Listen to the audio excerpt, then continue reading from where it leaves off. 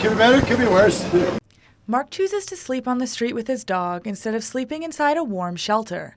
He says this tough reality is easier than feeling dehumanized by shelter rules.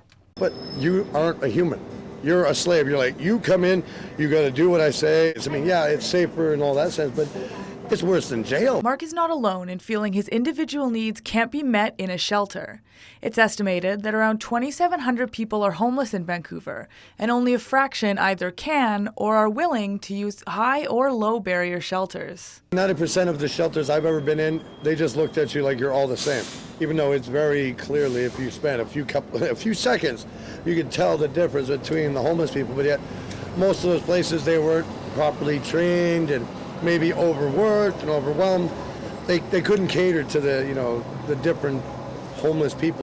Adrian Smith, a homeless advocacy lawyer, says the barriers set up in shelters are impossible to manage for many people. The strict rules can alienate those with pets, families, transgender people, and people with mental health issues.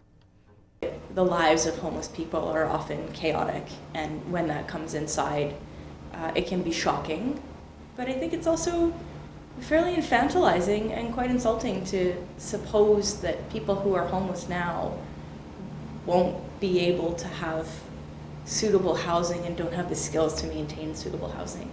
I think if we treat people like responsible adults, give them an opportunity to behave like that, they will. And there's no opportunity to do that in the shelter system.